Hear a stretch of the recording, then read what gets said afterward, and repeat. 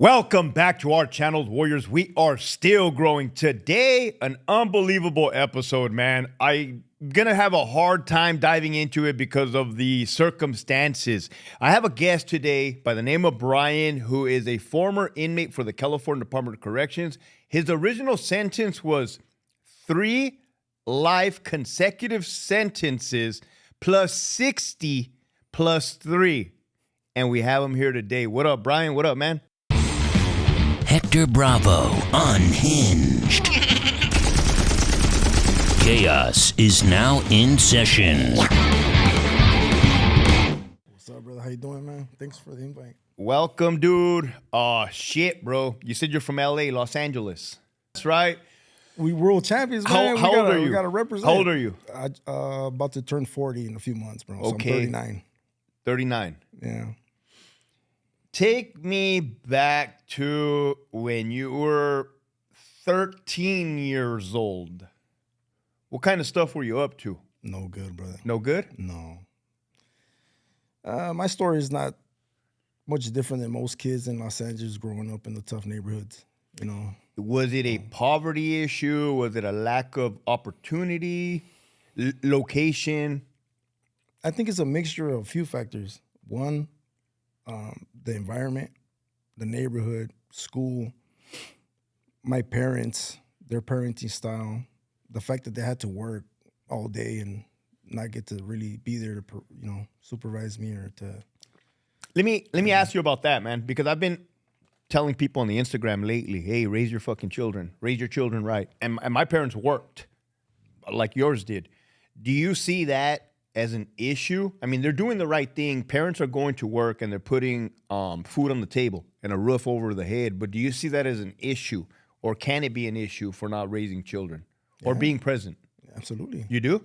Why? Well, I'm proof of that. That if you're not present with your children, regardless of trying to make ends meet, if you're not there for them and you don't raise them, someone else will. And that's what raised me. The streets. Yeah. These gangs, these groups, these young men, is there a commonality of like they're in the same situation, so all you feel is you got each other? Well, at this stage where I'm at, reflecting back. But going back, yeah, you share so much. You know, you're broken, brother. You're broken. So when you're broken, you have so much to have in common and share with other kids that came from the same dysfunctional home that you did, or whatever traumas that they might have had. Then, you have so much in common. You create bond, and especially in a violent environment like the brown community, bro. Most brown communities don't just have one gang, bro. They have multiple gangs, and they're in your neighborhoods, they're in your schools, and those are the things that kids have to deal with. Well, at least in my era, it was a heavy presence of gangs everywhere you went. It almost seems like a vicious cycle. It almost seems like okay, similarities between youth, and then I would also assume people join gangs for a form of protection.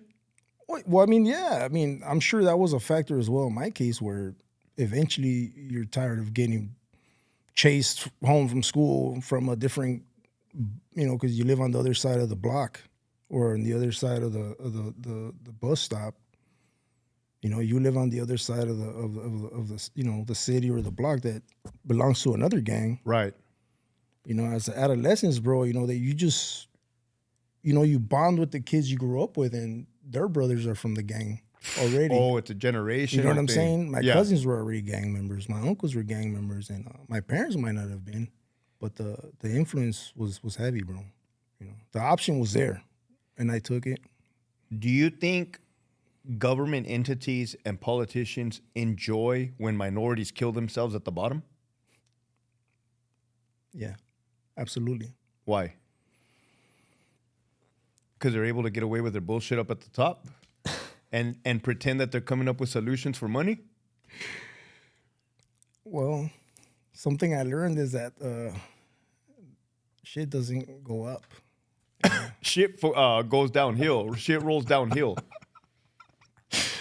Right into the streets of Los Angeles, man. I mean, the gangs were not in Beverly Hills. They're not in Mission Viejo. They're not in Carlsbad, bro.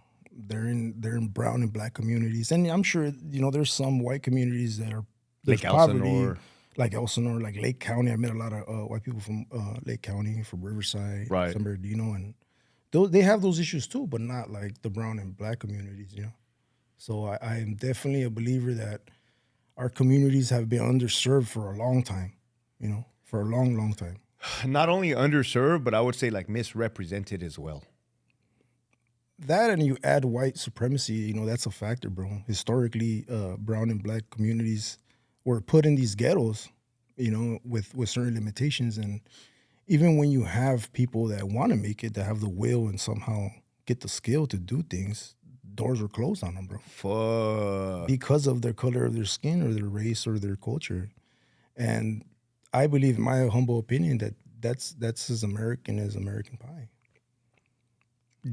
Embedded in the roots. Yeah. I mean, that's my opinion because I saw that. I mean, now that you mentioned it, I Yeah. don't think I've ever seen a Mexican United States president. We've seen a black one, Obama, but now that you mentioned it, Yeah, but look how long that took. You know what I mean? Yeah. Like that just didn't happen. I mean, they've just like the black community. We've had good people in our community representing us, trying to change things, have fought for our civil rights, and you see that today as well. I had no idea, bro, that this conversation was going to go this way, but I like it, man. And it's going to dive right into your story. Do you think that the brown community has it as bad or worse than the black community when it comes to what we're talking about? I think that they do. It's just as part of my culture, being of Mexican and Central Shut up and put American, up? We don't complain, bro. Facts. Those are things that are, and I'm not saying that, I'm not trying to, I hear what you're saying, bro. it's just in our culture, bro. We were taught to, you got to work, bro. Be not submissive, but in the sense like, you know what? We don't got time for that. We got to work. We got to get shit done. And if you're trying to do things legitimately, you're going to do things that way. And if you don't, then you're a gang member. You become a criminal. Again, bro, I can't believe we're having this conversation because I don't think anybody had ever spoken on it like this. We're not putting down any other race. No, absolutely We're not. solely No. saying like, hey, these are all realities of certain cultures, and the way the Mexican culture, I'm Hispanic as well, is like, hey, you shut the fuck up and go to work. Well, think about it. Who can really say, right, that, we can say, other than the Native Americans, bro, Mexican culture was supposed to be protected. We have a treaty. We have multiple treaties with the government. Guadalupe Hidalgo, the Garzon Purchase, the taking of Texas, those things are real. Right. And they didn't happen a million years ago. They happened a few hundred years ago. And I bring those facts is because, they didn't take half the country from African Americans. They took it from Mexicans, and indigenous people that True. speak Spanish. True. Because they were forced to. You take on a Spanish last name, the Christianity, the beliefs, the cultura that was imposed on us, to become Hispanic. And unfortunately I had to go to prison to learn that, bro. I was just about to assume that you gained all this knowledge Yes, I did. in the fucking books, bro. Yeah, bro. And I lived it as well, True. You being in prison doesn't mean that you're just dead, You live, bro. You experience a lot of things. The prison system in California is huge, bro. It's a couple 100,000 people. Facts. And that doesn't include the guards. It doesn't include the staff. It doesn't include the lobbying, the union, all the things that go into the prison complex. The industrial prison complex, man, which is one big like warehousing of men for money, dude. I was a sardine once, so I know. Me too, bro. But I was like, fucking, the one pulling the sardine fucking thing. So, dude, here you are. And again, I know you're a man that accepts accountability. Yes. You said you were up to no good, 13, 14, 15. At what age did you find yourself in your commitment offense crime? What age? 16, brother. You were 16. And the human brain does not stop developing till the age of 26. You still had 10 years of growth mentally to go. Were you running around with guns? Yeah. Yes. Were you victimizing people? Yes. Other gang members. I mean, not to justify I'm or glad you to put the minimize any of that clarification, stuff. bro. I didn't think you were a scumbag by any means, bro. At this point in my life, bro, and you know, I have to not just take accountability and responsibility for what I've done, but having empathy for what I've done is important. 100%, bro. And nothing justifies you victimizing anybody with violence. 100%, bro. Hey, Warriors, if you haven't already signed up for our all-new website, HectorBravoShow.com, make sure you sign up at the link below, HectorBravoShow.com, to watch explicit, uncensored, never-before-seen prison footage. With that, love you.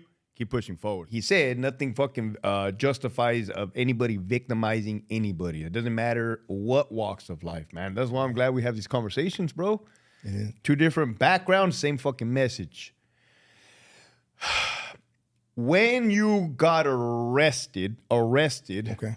you put the fucking handcuffs on you, was that the last time you had seen freedom? Yeah. No. Yeah. No. Yeah. Until this last year, yeah. No. Yeah. What year was that, dude? 2003. 2003. Mm-hmm.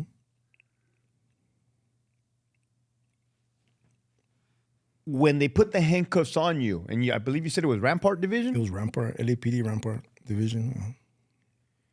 Did you understand that your life was over? I didn't understand. I didn't think that far ahead. But something inside of me told me, and I looked up to the sky when it wasn't just normal squad cars, black and white. I started realizing that there was more behind that when they put me in back of a detective. Me and my co-defendants got picked up by somebody that was higher up than just a squad car, police car. You know what I mean? Like it was something more. And I got an ugly feeling in my stomach. What kind of feeling? I looked up to the sky and I'm like, man, I don't know what's going on right now, but that was the last time I smelled some freedom. You know, got a taste of it. At the time, did the cops verbally say anything that you recall, like, oh, you're done, or we got you? Not that they said that I was done, but they were trying to interview me. They were trying to talk to me. They were trying to get something out of me. Trying to get some information, some intel. Yeah, and regular police, good old police work. No, the detectives were you know, now I know they were doing their job. They were investigating, and I was a little hard-ass, bro. I was like, man, I need a lawyer. You know, so you knew to get a lawyer? Yeah. I was already a criminal, bro. I was a gang member already. I knew. I understand. You know, I understood. You know, you get groomed. You know, they prep you. You know, your older homies.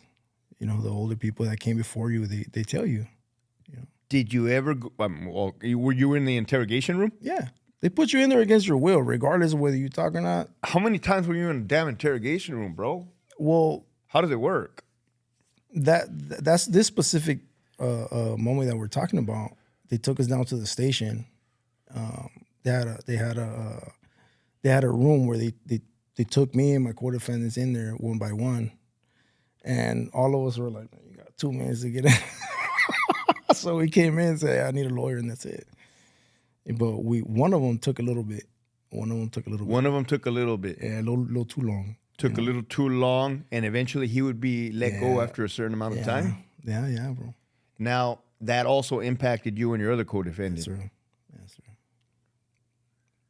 But you held through and through and stuck to your guns, and now walk me through that, bro, because I don't know the sequence of events. Like, you walked me through, you wanted to bring up the Rampart. Oh, well, you wanted to bring up, like... They're the ones that ended up having the case and ended up prosecuting me, you know, through them.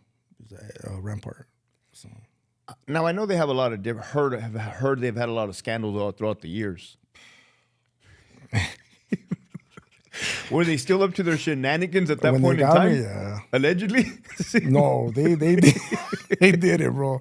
At this point, man, I don't hold correct. It's that anger anymore, bro. I don't hold that anger. I don't let it consume me anymore. Correct. But you were later on to learn about, you know, law. Is this you looking back thinking, man, them motherfuckers did me dirty here, they did me dirty here, they did me dirty here?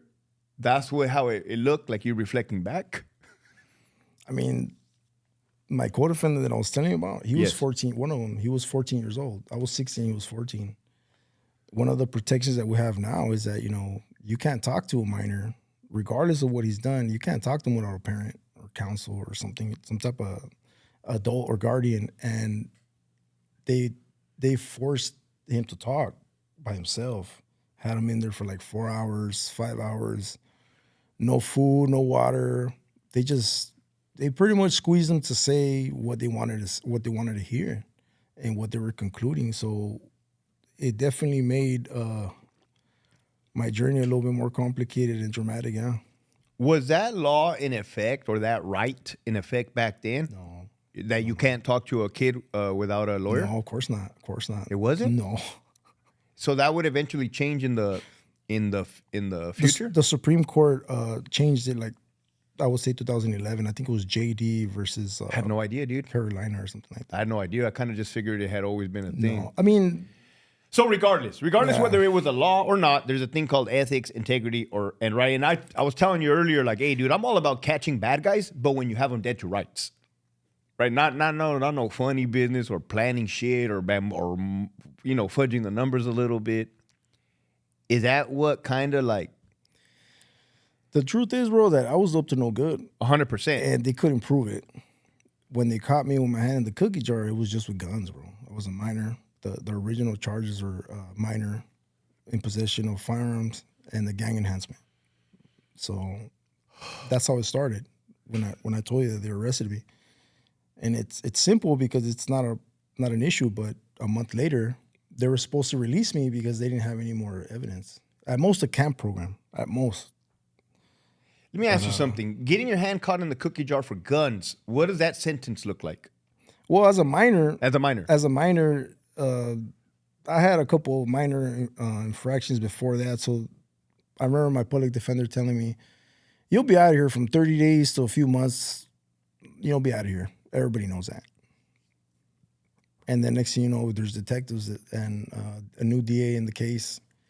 And they said, well, we're filing new charges within a couple of days of my arrest. We're filing new charges. And these charges were serious, bro. These charges were serious, and right away, they're like, hey, this kid's not unfit to be before this court. This is adult stuff. So they unfit me. They found me unfit. Even though I was a minor, they said, nah, send him to adult court. You could house him here. They sent me to Sylmar. I was in Central at the time, in Eastlake, and just going to Sylmar, being housed in a different area, prison within a prison called the compound. That was quite an experience within itself. What is Sylmar? Sylmar is Barry J. Nordoff Juvenile Hall. Juvenile Hall, okay. Everybody calls it Sylmar. At least in my area, we called it Sylmar because it's located in Sylmar. Right. Yeah. So the Juvenile Hall. But you were in Central LA County Jail prior to that. They moved you over there? Well, Central is Juvenile Hall. Its official name is like Eastlake or something like that. Yeah. Okay, Eastlake. Juvenile Hall of Justice or something like that. But everybody calls it Central. At least in my area, that's what they did. So as this is transpiring, is your brain processing what's happening? Yeah. At that time? Well, I'm thinking, what are they talking about? I didn't kidnap anybody. I didn't rob nobody. What are you talking about? So the math wasn't mathing. If they would have said this guy shot somebody, or Correct. something like that, then I would have been like, okay, I understand what they're talking, or some gang-related crimes. And I was expecting that. Right. But when they talked about kidnapping some drug dealers and tying them up and stealing their dope and stealing their money, You're like, I don't remember doing that. But Rampart made it happen. They made it happen, bro. Yeah. I'm gonna throw up, bro, because dude, and again, bro, I mean, I'm not an angel, I'm not a saint, Me neither, man. I'm not a fucking CO anymore, bro. You're no longer an inmate of the fucking state of California. But to keep it real is to keep it real, bro. That's gacho, homie. Imagine my family when they found out, because they were used to me getting in trouble. But were you thinking, well, fuck, I didn't do this, so I'm good? Is that what you were thinking? Yes and no. Like at first, I was like, oh, I didn't do this. My parents they'll come and fix this, or somehow they'll figure this. There's a mistake, there's something that's going on that's not right. And we go to the fitness hearing. The fitness hearing where eventually they found me not fit for juvenile court. And that's kind of where the facts came out. they had the detective up there in the court and testifying, and I'm like, I did what? And that's when I knew something was bad. I knew it was bad. I looked at my parents. Juvenile court, like your parents are behind you. Like this, they're seated behind you. You're in front with the judge, the DA's on the same table. And I'm looking around, and my parents were like, and I'm like, And the date that they mentioned, I was with my family. So right away, they went home, and I called them, and they're like, hey, man, you know what? I was like, I know I'm a mess up, and I know I'm doing wrong, I've done wrong, but this is wrong. Like, they got the wrong guy. So they got me a lawyer. They scrapped up some money. They got a private attorney because we knew it was serious at that point. We knew it was serious. Oh, it's beyond serious, bro. Life, bro. They were like, this is a life case. You get found guilty. This is it. It's over. And I'm like, what was carrying the life? Was it the kidnapping? That was yes. Kidnapping carried the life? Yes, bro. You I remember. tie somebody up, bro. You move them to the side. It's that's a wrap, huh? Yeah, bro. Yeah, so it was serious. We got the public defender. We had, people call them public pretenders. We understand that they're not gonna advocate for what's best for you. So my family understood it was serious at that point. They understood that these people weren't playing with their son. And being that my brother's also a lifer, and he's been locked up since 1994, bro. So they're like, yeah, we don't want to lose this one to the messed up system, That's your parents' two sons. My dad, we don't have the same dad. We have the same mom. Okay. We have the same mom. So he's my brother, Paul. My brother, right. Paul. Dang, getting lost to the system. Yeah, I don't know. I was in elementary school when they took him away from me, bro. Really? Third grade, yeah. Yeah. Would you ever go visit him at the prisons? Yeah. We would go visit him. Yeah.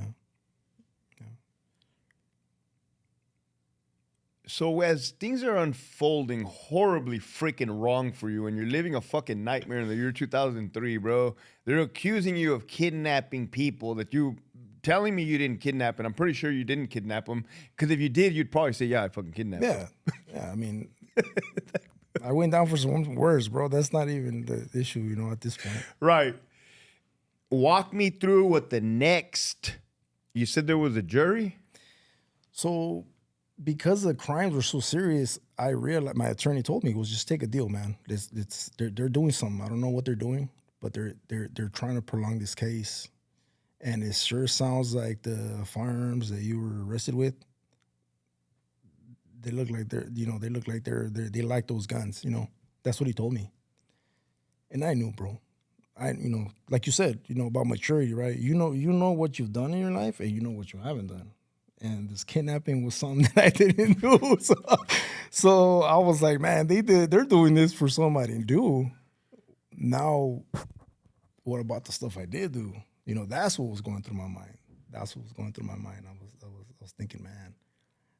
Did they give a fuck about the shit that you did do? Or they were seemed like they were trying to Yeah. They were trying to focus on this? In the moment, keep in mind, I'm a kid. Right. I'm in Sylmar. I'm in Juvenile Hall.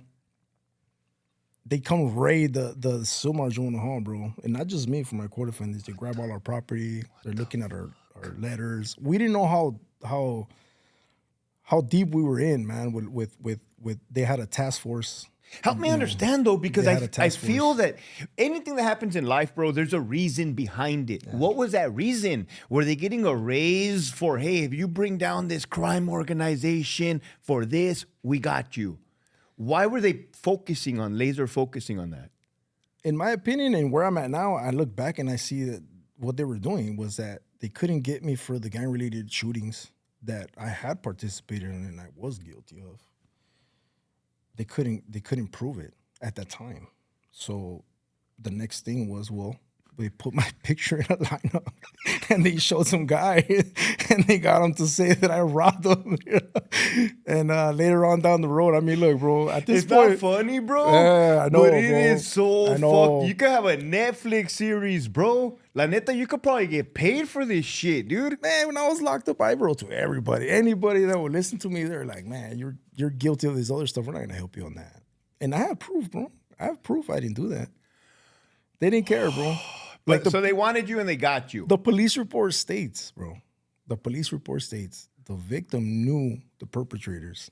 They were from a whole different gang, Wow. bro. He named them by names, bro. Wow. And the cops were still like, yeah, about Okay. that. But It took- we got these guys right here with these guys. All right, bro. It took me. They spent time a little slow. It took me 25 minutes to unravel this giant mess that was your life, yes, bro. It was messy, bro. Messy. Real messy. Yeah. Oh my God, dude. So you're like, so then you had mentioned like the jury, all the plea deals. So the plea deals, and like, what did the plea deals look like? So keep in mind, now, the attorney's like, oh, we got to bargain, get a deal, plea bargain. I'm like, plea bargain? I didn't even do this. And he's like, look, bro, listen. And this is a paid attorney, and I'm taking him serious.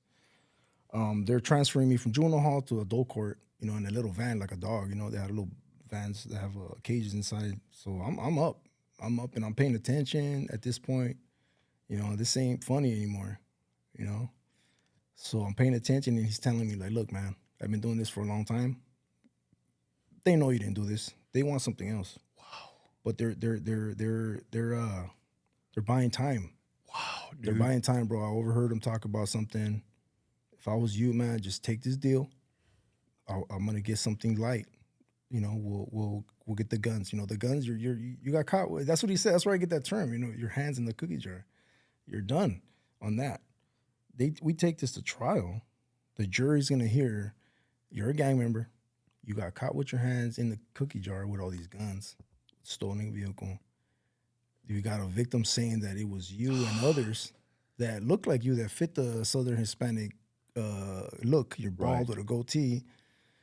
And I'm listening to this guy, and I'm like, and they coerced the 14-year-old to that's something else. Okay, I didn't know yet. Okay, that was something else. I didn't know that's what they were planning. Okay, that's what they were up to. They got him to say what they were investigating. They got him to talk about that, and I didn't know that. I suspected, but there's no paperwork. There's none of that stuff. So you're just like, you got a hunch, or you might suspect that that's happening, but there's really not much you can do. And keep in mind that this dude was a 14-year-old, did not get tried as adult. They released him, and I'm still in juvenile hall. That's obvious of what happened, huh? In the compound, which is, like I said, it's kind of like a jail within a jail. So you're really inside that juvenile hall. You're gated in another prison, in another jail. Yeah. That's where they had the high risk offenders, so I wasn't going anywhere, So what was the plea? Ultimately, he got it down to 3 years, bro. Without life. I plead guilty to the guns. No. They plead guilty to the robbery, and they'll dismiss the guns. Okay. I was like, really? He's like, yeah. He goes, you should do it. You should take it because the guns are the problem. So in his mind, that was like, or that's what he conveyed to me. And as a kid, I'm like, it makes sense. I'm still a criminal. I'm still a gang member. Right. I'm thinking in my mind, I'm trying to get out of this. Correct. And he pretty much laid it out to me, and he said, look, you should take the deal, do this little baby time, and get out of here. And I did what he did. I did what he said. I took his advice. But what happened? Dude, bro, this math, homie, sucks, bro, because what the hell did they do? So I take the deal, and me and my other two, there's another guy that gets picked up for the robbery. Had nothing to do with my arrest, bro. Nothing to do with the arrest. He's part of this now, too. Somehow, some way. Because they put his, I'm telling you, they used to just put pictures in a 6-pack and tell people, hey, look, this guy looks like the guy, circle him, and vámonos, let's go. He'll do. And I see my homeboy, like, what are you doing here? Like, hey, what? They say I have a case. I'm like, what case? With you? I'm like, with me? You don't got no case with me. He's like, yeah. I'm like, what? Like that, bro. So we all take a deal. We take the deal to get out of here. Let's try to get out of this. And we take a 3-year deal. All of us, the 3 of us are minors at this point still. We get sent to Tehachapi, bro. What do you mean? Yeah, we get sentenced to 3 years. Yeah. We go to the 180. They sent us to a level 4 You got 180, charged bro. as an adult. You got charged as an adult for the robbery, not for the guns. You got sentenced to Tehachapi 3 years. They charge you for the guns, bro, but in the plea deal, they could do whatever they want. It's about They did. They're like, look, just plead guilty to the robbery. We'll dismiss the other charges, including the kidnapping, including all these things that carried a big sentences. Okay. And I took it, like I said. When you get sentenced, you go to prison, to adult prison. So I go to Tehachapi. That's a journey within itself. But you were young. Yeah. How old? 17 when I hit the yard, bro. Okay. I hit the yard. Level 4. It was weird at the time because, they had us on the line and then they snatched us up and they made a YOP pod because we were running around doing stuff that, we were kids, bro. We were 14, 15, 16, 17-year-olds, bro, with grown men. Mm-hmm. Killers, level 4 killers, bro. GP 180. Well, maybe like a year and a half later. We were on lockdown most of the time anyway, you know what I mean? And about a year and a half later, I'm thinking, man, I'm about to go home, in about 6 months, a year. They came and got me. Who? Rampart. Detectives? They came and picked me up, bro. From the pen? From the pen in Tehachapi. Hey, take your ass to R&R. We're here. Put you in a vehicle, and then took you where? They just read my rights and said, hey, man, turn around. Pat me down. They escorted me all the way to, they did the whole process where they're like, hey, we're taking this guy. We got a court order. We have all these charges, and I'm talking serious charges, bro. Like, that's what got me back to LA County Jail. Well, I never had been to LA County Jail up until that moment, actually. And so when your lawyer said, hey, I think they're trying to buy time for something, was that what he was referring to? That's what he was referring to, yeah. Now, how the fuck does that work when it comes to the law? Would that be considered double jeopardy or not really because they never charged you the first time? Well, this is where, as at that time, I was still a criminal. So in my mind, I'm trying to get away with this. I was that's the reason why I agreed to the plea deal, because I thought that there was some type of protections there for the guns, for the firearms. But they don't care, bro. Once they want you, they're gonna bend it, break it, however they want, and it's the truth. Yeah, bro. They came pick me up, and when I called my family, they're like, hey, they picked up a few other people too out here.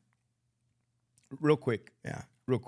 Just so you know, it's not just against gang members, because like CDCR will go after myself and our employees, and they'll bend the rules, break the rules. They'll do whatever they. I've seen it.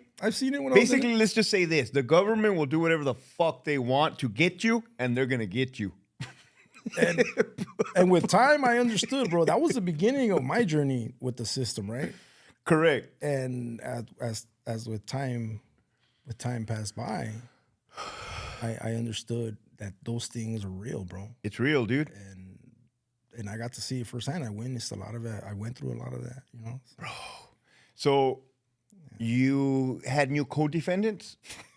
Yeah. And you guys were in LA County Jail? Yeah, there was 5 of us, bro. 5 of us. They all got charged with multiple crimes. And there was 3 of us were charged for 1. There was another 4 of us tied to 1, and then there was 2 of us tied to 1. Okay, I hear what you're saying. And I was tied with all of them. So and you were tied to all of them. I had all the charges. You were tied to all the charges. So now, bro, are you thinking this is like a fucking, bro? I'm getting like stressed out just hearing this fucking story. Yeah. Like now, are you tired? Are you angry? Are you confused? Are you feel like you want to throw in the towel? At this point, or at that point? At that point. When you're like, fuck, what's next? Or how are you feeling? I was in suspense because, like I said, at that time, I was still a criminal, man, and a gang member. So in my mind, I'm wired to try to get out of this. I'm going to try to get out of this somehow, and survival. Yeah, you start talking to at that time, I started I had a good communication with my family at that point, and they were supportive of me. So I was talking to them and I tell them, hey, man, this is serious. Like, I started to confide in them and tell them, hey, I'm gonna need your help on this one, because I knew what I got myself involved in. So they helped me out. They got the little attorney that I was talking about, but it was just a whole other beast when I got to the county jail. I had never been to the county jail before that. I was a kid.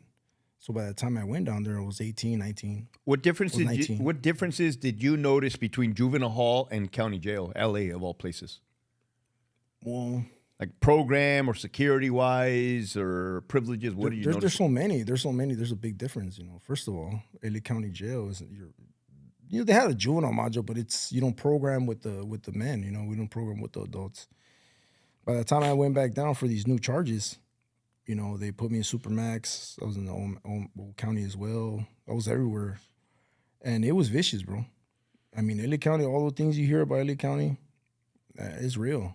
LA County Jail, you got like 10,000 people in that system, bro. That's a lot, dude. Yeah. So just imagine, the worst of the worst fighting their cases or violations. You see all walks of life there. But the one thing I realized fast was a prison politics. That it was there. It was there in LA County Jail, man. You keep in mind, I'm Mexican, right? I'm running with the South. I'm there. There's a structure there, bro. It was there before me. It was there when I was there. It's gonna be there tomorrow.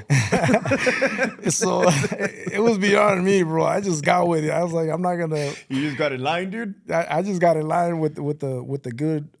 There were some good people there, man. Okay. Some good homies that I knew, and others that I met. And coming down from a 180, they welcomed me, bro. I was welcomed. I was received well. Oh, because you went that way to Hatchapee, then you came back this way, dude. And I had been on that yard in that prison for about a year and some change, right? Bro, most people go from jail to prison. You went from prison back to jail, dude. And to face charges that ultimately would sentence me to put the nail in your fucking coffin. But not really, but yeah, really. Yeah. So that's where it was at. So in this trial now, and this is fucking nuts, bro. You were convicted. No. Well, you were charged, convicted, and sentenced to what in this? In the shootings, the gang-related shootings. In this portion of your life story. 3 consecutive life terms, plus 60 years, brother. 60 years. Basketball numbers, yeah. Multiple life terms. Okay, I watch TV, bro.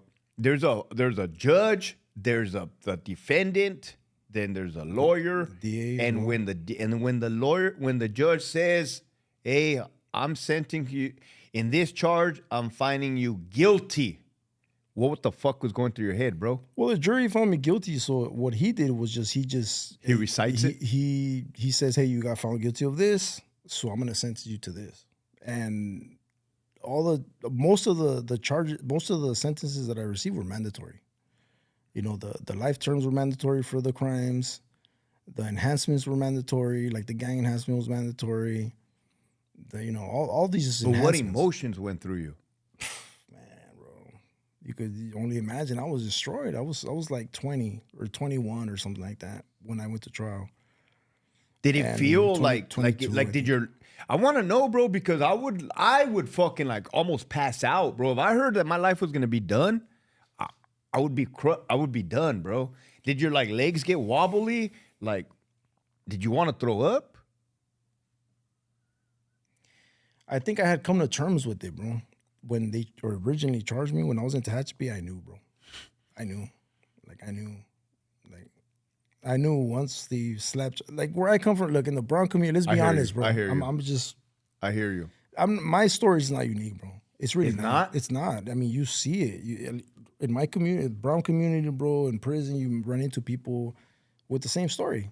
That they're buried under a mountain of time for I guess crimes. just as an outsider, it seems so fucking like drastic and extreme, which it is drastic and extreme.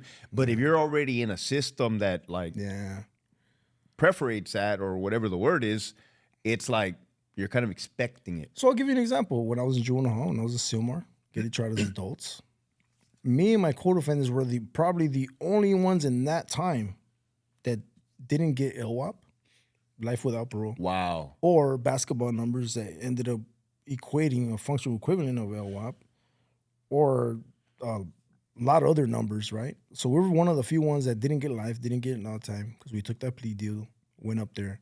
But then we saw everybody getting washed up. We saw everybody getting life. Oh, at that time frame so too. we were like, man, that's why we took the deal. We didn't want to. We were trying to avoid that because whether you were guilty or not, it was happening. And you saw it with your own eyes. You saw it 14, 15, 16, 17-year-olds being sentenced to die in prison. So these people weren't playing with you, man. They weren't playing with us. Do you believe that Rampart was satisfied when you got the sentence? Yeah, they were. They were, bro. They were. They were there. They were there? They were there throughout the whole process, bro. Preliminary hearing, jury, in between the proceedings. But they were like, got him. Yeah. Got him. Yeah. Yeah, they did. They did. I was angry, bro. I'm not going to lie. That's what I want to hear, bro. That's what I want to hear. Like, hey, let's talk about the reality of shit.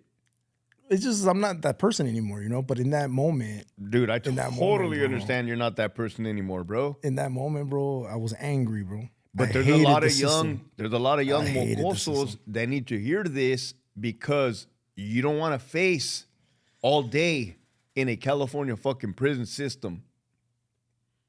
Well, I mean, that's subjective because working with nonprofits now, when I come home, that's not the approach that I do, that I take with the kids, when they give us opportunities to talk to them.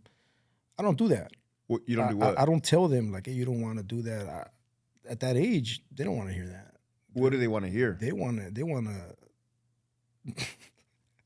they're in their dysfunction, bro. Like I didn't want to hear none of that stuff. Right. I mean? So I take a different approach, but I like it. But at the same time, I look at it like, if I can tell my story to bring awareness to a lot of the injustice within the system, the legal system, regardless of whether you're guilty or not, bro, I think the California for a long time got away with this. They got away with sending kids to prison. And yes, kids do dumb stuff and they make horrible decisions, but every parent knows that if it's a kid, it's different from when you're an adult, you know what I mean? And with my situation, I was angry because it justified. I was trying to justify, what I did by saying, hey, well, that's unfair. You shouldn't give me all this time. I said because I'm brown, it's because of this. Every excuse you could think about, it ran through my head. I ran it in my head, and I said that's what it is, And I think that California could be very liberal in certain areas of the law, but when it comes to punishment, when it comes to sentencing laws, they're actually pretty conservative, bro. They're very harsh, And Prop 21 was a perfect example of that. That's what allowed me to be ultimately thrown away. What was that? Prop 21 came into effect in 2001 after I was arrested. After I was came into the system, that just made it easy. It just made it easy. The proposition told the people of California, hey, we have so much crime going on. It doesn't matter if they're kids or not. They just lock them up. That's the answer. And people voted on it, and they approved Proposition 21. And that's why you had thousands upon thousands of kids in prison, bro. 14, 15, 16, 17-year-olds. And I speak on that, bro. That's why I'm really here, When I think about that and I say this is the only way I can bring awareness to that is tell my story, like whenever I can. Through my amends and my service, while I'm out here, I'm grateful. I'm grateful, that I'm out here, and I'm grateful that God gave me the opportunity to be here. So this is something that I bring light to. That it was easy for that to happen because the laws were in effect that allowed that to be done. Yeah. But let's keep it real. I agree with you 100%, but let's keep it real. Like, the laws are the laws are the laws, right? Oh, I know. But if they would have got you dead to rights, right? There's a difference. There's a law, and then there's doing your job right, and there's playing by the books and playing by the rules. We can't be, as a law enforcement official, right? And I'm not taking sides or bashing law enforcement, but what I'm saying is, hey, dude, you either got a motherfucker dead to rights or you don't. There is no funny business or pencil whipping.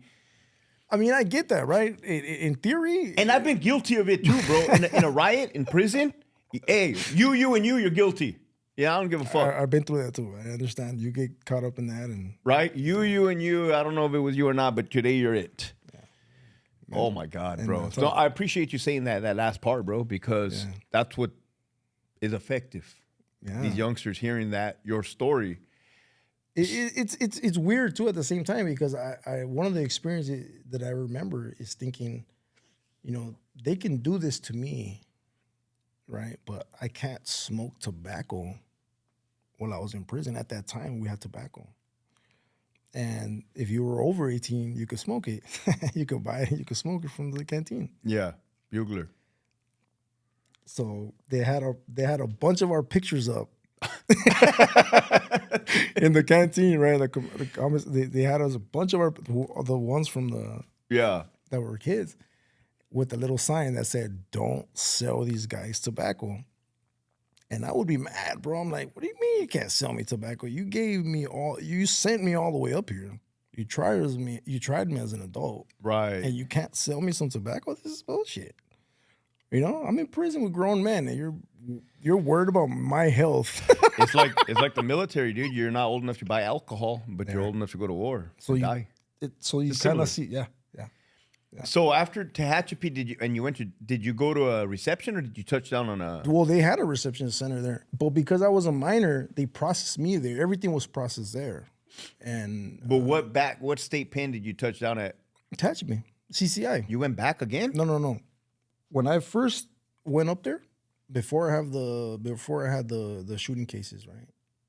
I was up there, and then I went back to the county jail, where I was ultimately sentenced to a couple life terms plus 6 years. When I left there, I went to Kern Valley, bro. Kern Valley. That's what I was asking. And what year-ish was that? What year? 2008, bro. 2008. Oh, bro, They had just opened it. It wasn't that long. It was new. It was a brand new level 4 180, bro. It was new, bro. It was. 2008 was wild, huh? It was busy. There was a lot going on. A lot, bro. And there was a lot of people. It was overcrowding. Yeah, I mean, there was just so much going on. At least for me, in my case, I had just got even during when I was fighting the case before I got sentenced to life, there was just so much going on in the county jail. Okay. Alone, I mean, you had the biggest riots that occurred in the county jail. Race riots? Yeah, 2006. I think it was February 4th of 2006. Do people get fucked up during those riots? People died, brother. People died? People died, a lot of people got hurt. I mean, they called the National Guard, and I lived through that. I was in Supermax in the 700 floor. That was quite an experience within itself. Yeah. I mean, the whole thing went off, bro. It wasn't just one dorm, the normal stuff, one dorm. The whole thing went off. The whole county jail. You're talking 10,000 people. Like the majority of them were fighting. Damn, dude. 2006, bro. I swear to you. I didn't even know that had happened. Yeah. You should Google it. I think I am. Was that when the one over there by Valencia over there went off as well? That's Supermax, yeah. That's Wayside. Right? Wayside. That's when it kicked off also? That's where I was at. Okay. Mm-hmm. But was that Six Flags? Yeah. It's across the street. Okay. It's across the street, yeah. You had a lot of pressures other than your case, bro. Like there was a lot of other things that were stressful. Hey, people from not California, from the East Coast, because a lot of people watch the show. Okay. And a lot of people tune in to California, bro. Everybody loves to watch California, what the fuck we're doing over here, right? Why would you say that it's different? Structure? It's just a culture. Culture. Bro. I mean, California, it's you look at history, bro. California has always been its own. It's like Texas, bro. We got our own little republic over here. I like that, bro. And then within California, within Cali, you got so many different areas. Like LA, I'm from LA, bro. So everywhere I went, not everybody was welcoming of people hate, man. 100%, bro. They hate because we bring it real, bro. We like it raw. I feel you, dude. That's okay. Kern Valley State Prison, 2008. Bro. I was all over the place, bro. But Kern Valley was my first one coming in as a. I'm sure it didn't take long before they get out.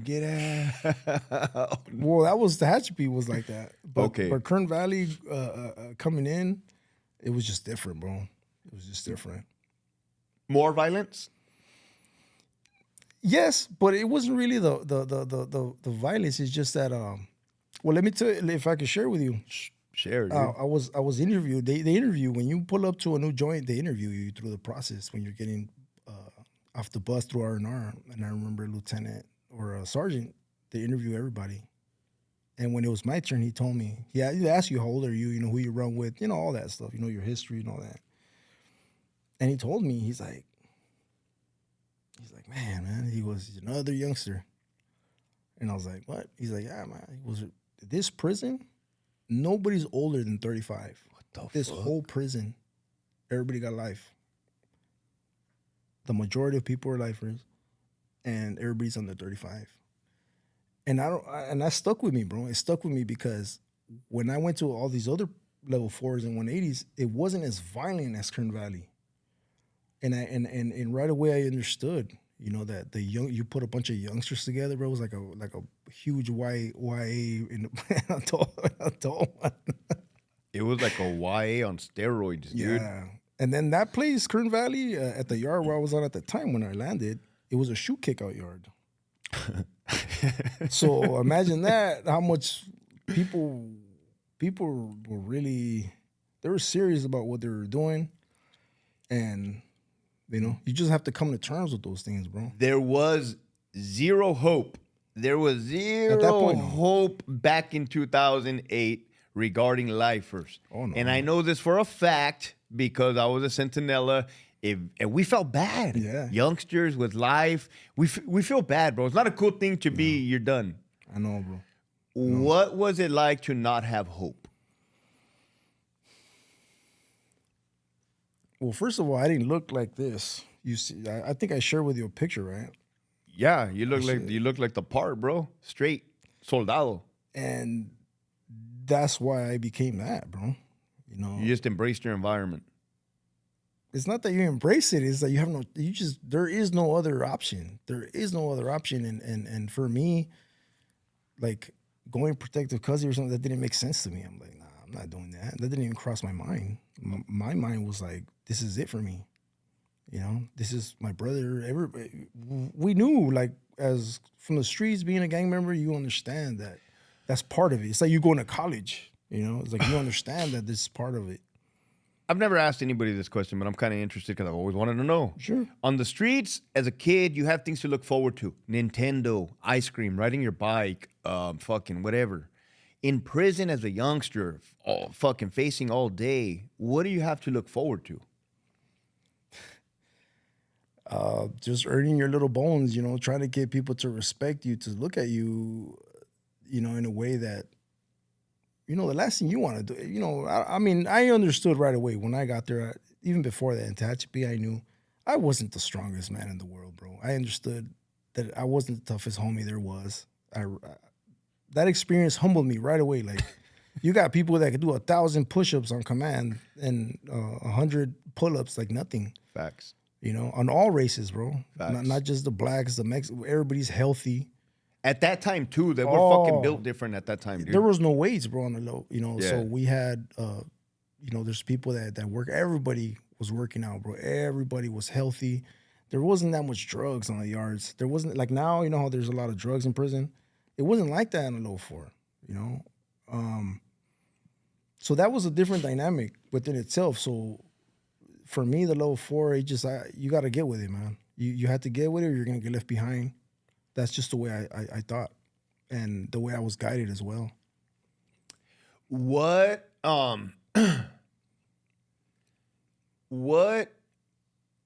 not incentives, what things did like entertained you, bro? Criminality, or was there like television that you watched? Did you like making crafts? What the fuck passed your time, dude? In that time, because I mean, at that time. In that time, it was simple, bro. I had to learn, bro. I stuck to one of my homeboys that was up there. You know what I mean? Yeah. That was up there, and I chose to go under his wing. Okay. Because I knew, like, you know, this is the best route I can take because this is my new life. You know, this is where California sends their kids. You know, Mm-hmm. so Kern Valley for me was like, I remember what I learned in Tehachapi. I learned in county jail how to make weapons. I knew how to. You learn things to help you survive. So it's almost entertainment, dude. It's almost like you're passing the time. You're occupying yourself. Absolutely. I mean, there's things that. There's certain things I can't say. I don't feel comfortable. You're not gonna with, say but, it, right, bro? We're not. But just know that at that time, Right. in that era that I was there, I know things have changed. But in the time that we're talking about, I kind of caught the end of the night. I went into early 2000s, right? So there was a lot of solid guys there that were been in since the 80s, 90s that ran the prisons pretty hard, like Tight ship. bro. So you weren't amongst. Was Kern Valley a fairly new prison? At that time, yes. At that time, yes. Was all the tables already? Yeah, they had fought for all that. They had established those things already. By the time I got there, we were at war with the North, bro. The North. Yeah, we were at North. And that's a trip now because they're everywhere. They're down south now, and it's a trip that's different time frame. Yeah. Era. Yeah, in my era, I would have never, ever thought or imagined that I would see someone from the North in a Southern prison, bro. Like, that was just unheard of. But it happens, things change. And yeah, it's not necessarily a bad thing. Yeah. But I hear what you're saying, because in my era, I never thought I'd see a CO playing foosball with an inmate. Yeah, that's a whole nother. Or soccer. But, okay. Yeah. So, how long did you stay at Kern Valley? Did you go somewhere else? Oh, yeah. I went to High Desert, Pelican Bay. I mean, I've been everywhere, And you did shoot time? Yeah, I did two. When you were at Kern Valley, was there long lockdowns? Yes. How long? Yes. Like a year, 8 months? Minimum like 6 months. 6 months. Just if it's something small, something that, someone just got hurt, someone, I mean, it's sad. I hate to talk like this, but it's just the callousness that you have while you get numb to that stuff. You know what I'm saying? I used to hate thinking like that. Like, I'm outside waiting for canteen or a package. We just got out of a long lockdown, 6 months, 8 months, a year, 2-year lockdown. And you're waiting for your store and yard down. Someone's getting the plunger on them. 100%. Getting their heart taken out, bro. 100%. Like, what about major riots? I know you guys were kicking it off with the North, but was there a big melee, or were they or were they little skirmishes? Bro, Kern Valley has. I mean, when I was there, it was everything going on, bro. Every violence that you could think about against COs too, bro. Yeah, against COs at that time. Bro, I can't remember like what incident. Like, you don't have to go into details, but I can't remember any off the top of my head. Put it to you this way, bro. That's Kern Valley was the only prison, bro, that I got to see, and this is before the changes that were made that Sacramento decided to make later on. There was officers outside of the prison, and I know because we're watching on the news, the local news. There was officers outside of the prison, bro, protesting with picket with thing. Hey, we're getting assaulted, and they're not protecting us like they should be. Because Kern Valley, bro, no matter what race you are, no matter what car you ran with, nobody was playing there, man. And the officers knew that. They knew that, and they would get assaulted a lot, bro. They get beat up a lot. Since we're on the subject, can you remember what type of COs were they? Like youngsters, older dudes, middle-aged? Kern Valley had it all. They had the youngsters, they had the older guys. They had some tough squads too, bro. Don't get me wrong. That was different squad back then, dude. The squad alone, by squad, you know what I'm talking about, investigative. ISU. The ISU, yeah. Those guys, we used to call them gooners. Correct. The gooners. Yeah. They'll come in at 4 a.m. Matter of fact, one of the times they ran up in my cell, it was like 4 a.m, bro. I had a lock, and they still, I try to flush some, turn the water off. You locked your own cell door?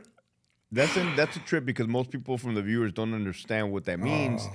But there's a way also where they can jam the door so it looks like the light, like it's shut, but it's not really shut. It's not. And those are level 4 things that you learn, something so simple as a handball or a package magazine, bro. You tighten up real tight, and it's just so many things that are so simple, and that you learn these things. Correct. And you're taught these things in that type of environment.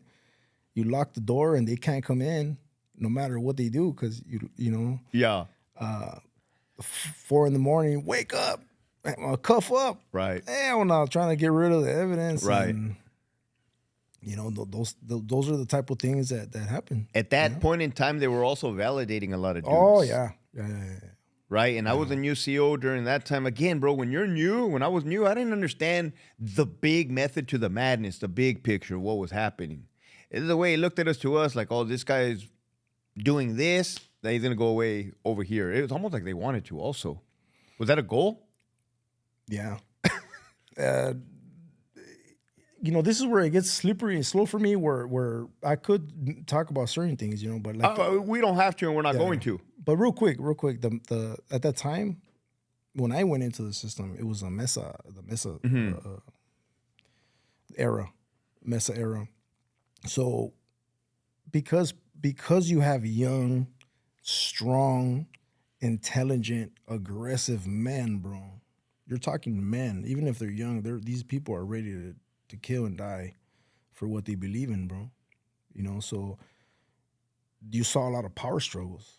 You saw that a lot, like, and people employing dirty tactics, psychological warfare on people, and then the physical violence.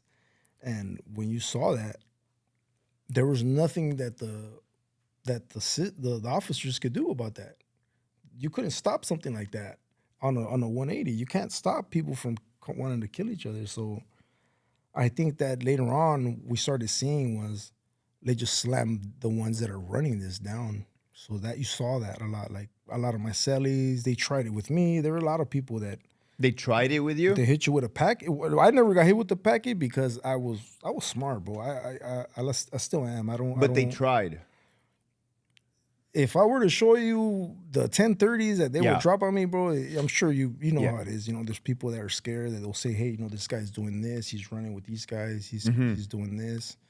And I had you remind me of a couple of COs that would come up to us, man. I had a couple officers that'll be like, hey, man, look. So was your boy down the street? He's scared. I never did that shit, bro. I never did that shit only because I knew somebody else would do it. I wouldn't have to do that. You know what I mean? Like, I don't got to do that shit, bro. You get in a lot of trouble for that. I was just playing, but hey, what happened? Right. No, 100%. It probably does happen. Because people will get scared and they'll make stuff up on top of the truth. They'll say stuff.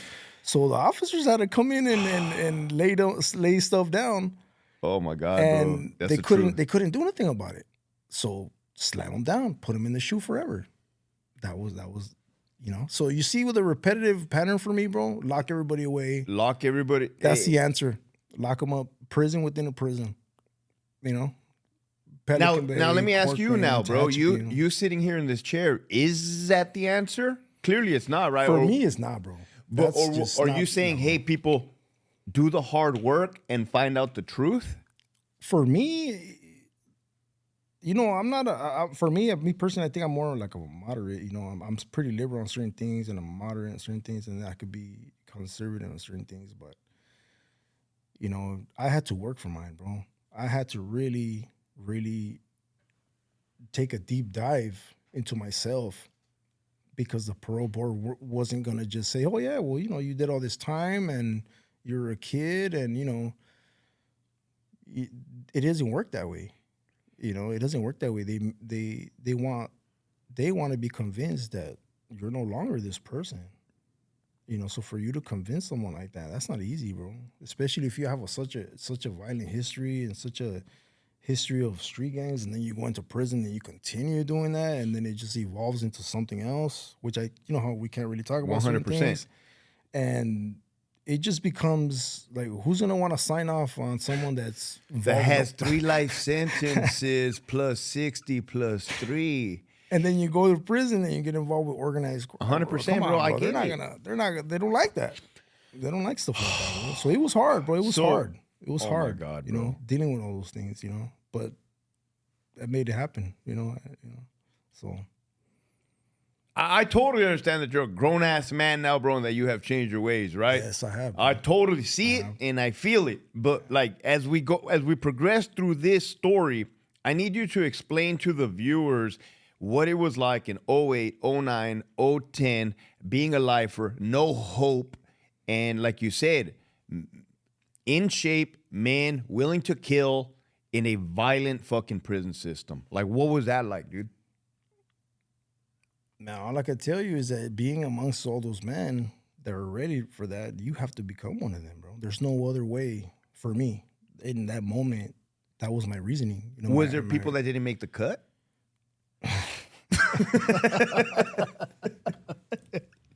Yes. Not everybody's a shark, bro. No, there was. I've seen a lot, bro. I've seen a lot of guys that would Tap out? Get me out of here. I can't do it. You know, or they get hurt bad and that's Right. it. They don't ever want to. You know, I'm telling you, man, it humbled me. When it comes now, you realize you're not. this is not bro. a politically based question. This is strictly level of violence. Yeah. When it comes to the level of violence, is there a method behind the madness? Like, hey, I'm gonna hurt this guy so fucking bad, he's gonna learn his lesson. Well, that's the thing, right? And I'm from a different era, you know, and prison changed as well. The culture changed in there, maybe even like 10 years ago, where it started to change and you started to see people move away from that type of violence. But I got to see some pretty gruesome. Matter of fact, in Tehachapi, the first week once you're off the classification, walk to the rotunda, man. Walk to chow, man. That was the first experience that I had to see. You know, Did that person die? Yeah, bro. Yeah, I've seen. We used to call it. You know, we used to call it. Oh, what do you think is gonna happen over there? You know, either a happy face, a plunger. We used to. What do you mean by happy face? A puto mark? Nah. Oh, okay, on your fucking throat. Yeah. Bro, and I had never heard that before, but I totally see that it. was the first one, bro. That's the first thing I saw Was someone getting their neck sliced. And I'm talking the whole thing, bro. The whole thing. did the person grab their neck? Of course, bro. But that's not helping. That's not gonna help. Did they fall down or run for help or? Try to run, bro, but you got 2-3 guys on you, bro. You know what I'm saying? Like, you're talking National Geographic when the hyenas are eating the little. It's a fact, dude. You know, so you see that, bro. You see it over and over, and that does something to you, bro. And for me, I was a kid, bro. I was a kid, and I'm like, man, like, I knew I wasn't the most vicious guy in the world. I knew that, man. I thought it was tough, you know, when you have a gun in your hand, when you have your friends to back you up, and even though you have homies there, you know, they test you, and you just have to experience that, man. I don't know how else to tell you. As from your eyes, bro, because you have a brain and you have eyes, do you start thinking to yourself, I wonder what that fool did, or I know what that fool did, or I better not do what that dude did? That's exactly what you think. For me, at least for me, that was exactly what I was thinking. I'm like, you know what? Whatever that guy did, like, I'm not gonna do that. So, that's the truth, bro. Like, maybe that's not what he deserves, you know, but we think that way. Like, we think like, okay, well, I'd rather be the perpetrator than the victim. You know, that's not gonna happen to me. You know, that was my thought. Right. No. At that point in time, was the language of prison violence? Yeah, bro. Yeah. And that's why down the line, I know that we're probably gonna go into that later. We are. That's why I'm grateful, you know, that things changed later on. 100%, bro, Because wow, bro. Because that's not it, bro. That's not it. It's that time was rough, bro. And I could only imagine the 80s and 90s, bro, because I had cellies and I had people that took me under their wing that that really got to see certain things that I missed, you know, and I didn't take no part in. Like, one of the examples, when I got to the SHU, when I got to ASU, we already had dog cages. You know, we didn't have concrete yard together where all kinds of things would happen. So being in a cage, they could control you at least for the most part, you know, the violence. So yeah. During this period of time that we're talking, did you ever hear, hey, so-and-so's going home, but he's a lifer? No. No, man, that's a joke, bro. No, bro. That's a negative. Absolutely not, bro. No. Hey, so and so just got some action. Nah, bro. The only thing I remember was Pete Wilson's mandate, bro. And even Arnold as well. Arnold Which was Schwarzenegger. what? You're going home in a pine box, bro. That's the policy that they implemented. And that stood for a long time, bro. For a long time. Till Governor Brown changed that. You know? So What did you have? Because you had LWOP, life without parole. You had life sentences, like you said, which was equivalent to LWOP, especially when you. I don't mean to laugh, but when you got three, right, it's funny, bro. three life sentences plus 60, and then you have some dudes doing what? 60 years to life or some shit? Yeah, there was a lot of people that were doing 20 years, 30 years, 40 years, 50 years, 70, 80, 100, 200. I know people that have 500 years. Nah. Yeah. Homie from Whittier, I'm never going to forget him. He got sentenced right after me. 500 years, bro. No. Same judge. Same fucking judge, bro? I mean, I don't know who that judge is, but that's a lot of time, But dude. it wasn't about the judge, brother. That was just the law. the There's sentencing. mandatory sentencing laws. The judges really don't have discretion. And then when they do have discretion, they're just going to max you out because you're a gang member, because you have priors, because all these sentencing laws that were just stacked, that would stack it on you. You know, they would just stack it on you. You know, you probably got 10 years for the actual crime or 20 years for the actual crime, but they'll stack maybe like 50 years of enhancements on top of that. That's what's going down. I'll get back to the enhancements, right? Because we're doing the peak, bro. We're doing the peak, and then we're gonna talk about the rehabilitation. Out of Calipat, Centinela, Kern Valley, High Desert, Tehachapi, which one do you think was the most violent? They were all violent, bro. They were all violent, but no, I'm gonna I gotta tell you something right now because I just had a little flashback right now. Cali Patria and High Desert, there was something about those places, bro, that I didn't get in Pelican Bay. I didn't get in Kern Valley a little bit, but it wasn't as bad. Was just walking in when you're getting there, and you get that eerie feeling, bro, like you're walking into a place that's not. It's not good. It's just, you feel it. You feel like you're walking into a haunted place, bro. And I used to tell that to people, you know. I studied and I practiced indigenous beliefs, and as well as I'm a Catholic as well. But people used to say that these prisons, most prisons are built outside of the cities, or they're built in the middle of nowhere. And I remember High Desert and Kern Valley reading the history of the indigenous people there. And those grounds were actually like burial grounds, bro. For like indigenous Calipat? people. Yeah, bro. I didn't know that. That was a Kumeyaay traditional tribal land that was, a lot of people were murdered there, bro, by the U.S. Army during the Mexican-American War, yeah. These books that you read, did they have maps? And and that was right there where I'm going to look into that, well, bro. I was eventually, down the line when I got to Centinela. Yeah. I was a clerk in the library. I became a clerk in the library, and not just the books that they had, but the DOM. You remember the DOM? What? The Title 15? Yeah, the DOM. So the DOM explains to you, okay, this prison was built on this year in this land. Okay. And I didn't know that the DOM said that. Yeah, it tells you that information.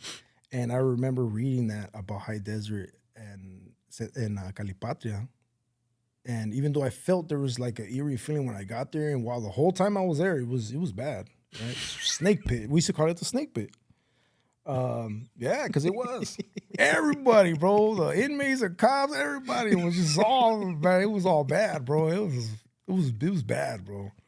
It was bad. And some people like that place.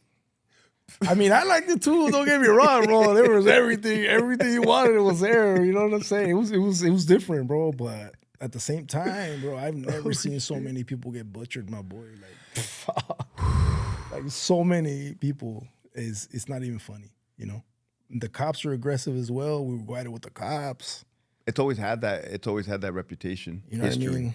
And when you have that reputation against the officers, they're not gonna think twice of shooting you, man. And they did, bro. They would shoot people with their Mini 14, and one of them happened next to me. Man, I'm grateful, bro. I'm grateful it didn't hit me, but it hit one of my homeboys. Yeah, it hit one of my homeboys. Hit him right in the stomach. He survived, but high desert, a lot of people didn't survive, bro. People, those white boys up there, they're shooting to kill, bro. You were in high desert when they were utilizing the Mini 14? Brother, they were. I've seen quite a few people get hit, get taken out during pegadas, during whatever they're doing on the yard. They didn't stop, so the tower, take them out.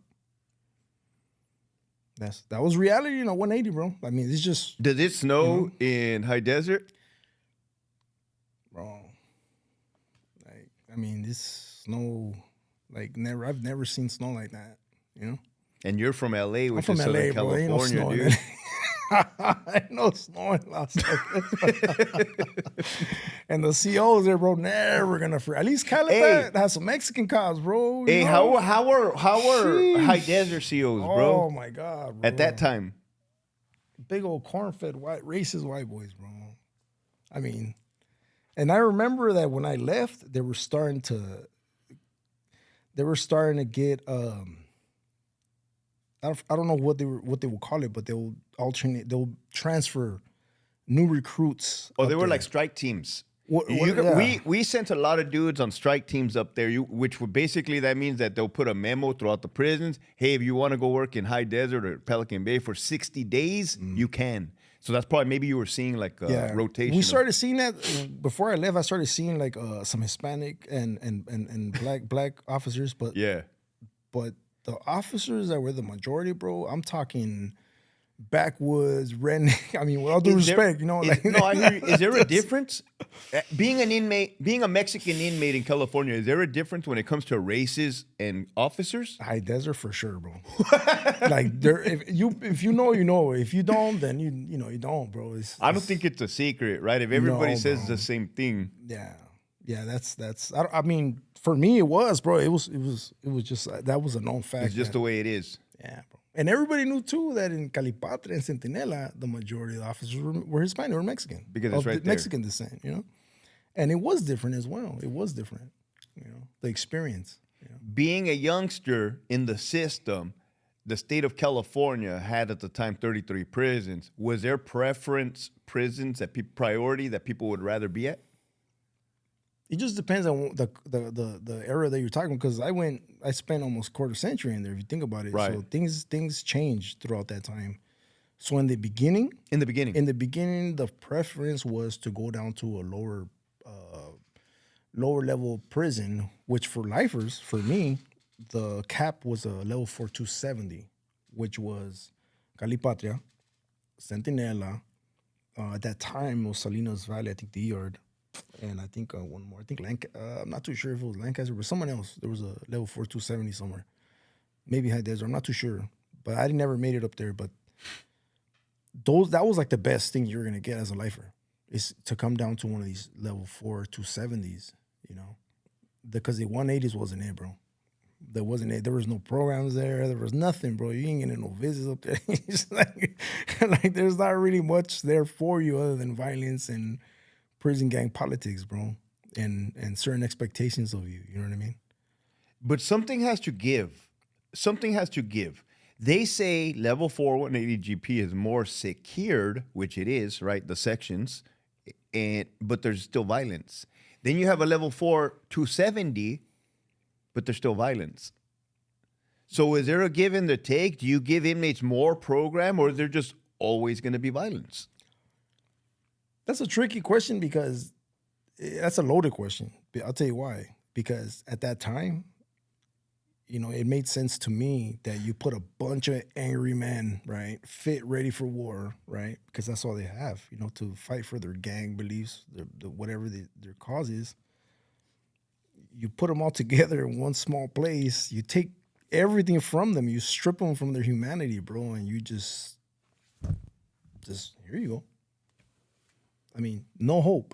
You ain't going home. You ain't getting no family visits. You ain't gonna be with no woman. Facts.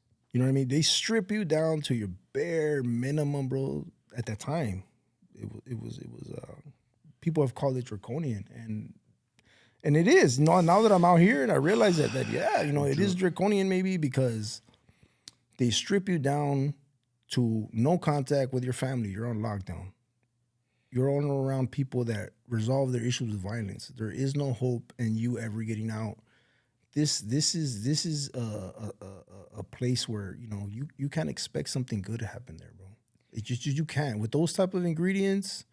That recipe is just a recipe for disaster, man. I almost wanted to disagree with you when you said draconian, because I'm thinking draconian would be like Russia, North Korea, right?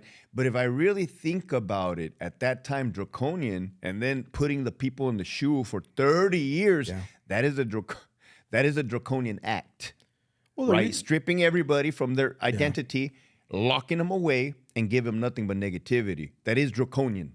So I'll give you. Maybe I could expand. Maybe I could explain. No, I agree with you. Yeah, it's just in that time, bro. It wasn't just a shoe. Like when I was in the shoe, I actually enjoy the shoe more than the level 4 180s, because in the shoe, even at that time, you have some little rights. You had a right to store. You could get, even if it was $44, $55 a month, you're gonna get some food, some hygiene products. Even though they would put them in bags, they would take whatever contents was in there. And shampoo. So you remember, yeah, the all cookies, all of that. the toothpaste. So guess what? You're gonna have some cookies. You're gonna have some chips. You're gonna have, even if it's in the bag, you're gonna have it, right? But in a level 4 180, we would stock up, bro, because we knew. Right. We know once we're getting locked up, you better stock up on your hygiene, you better stock up on food, and you better ration certain stuff, because that's, for me, is draconian, bro, because they'll put you in a cage. No, it is draconian. I agree with you. And then you go to the shoe, and your yard, you go to a dog kennel, bro. I don't mean to laugh, bro, but it's a trip, dude. I mean, bro, I took my dogs to renew their license to the animal shelter, and I got a flashback. I parked the car in the parking lot, and you see the dog kennels right next to the parking lot. And I had a moment there. Uno, dos, tres. The cadence. Yeah. And not just the cadence, bro. I remember being in that cage. Yeah. In my boxers, bro, because you remember how they would just strip you down butt naked, strip you, make sure you don't have no weapons, put your boxers back on, and you get handcuffed, escorted back. You take a leak sitting down, on the facing the toilet. Yeah, and that's draconian to me, bro. Like, I mean, it is. If you know, you know. If you don't, it then is, you know. Dude. I mean, I don't know how else to say it. Like, you're in a cage like a dog, bro. Like a dog. Now, I love this. Like the animal shelter, I love my podcast because I can keep it real, right? And I can talk to normal people. The average civilian might say, who gives a fuck? Yeah. Who gives a fuck? They're criminals.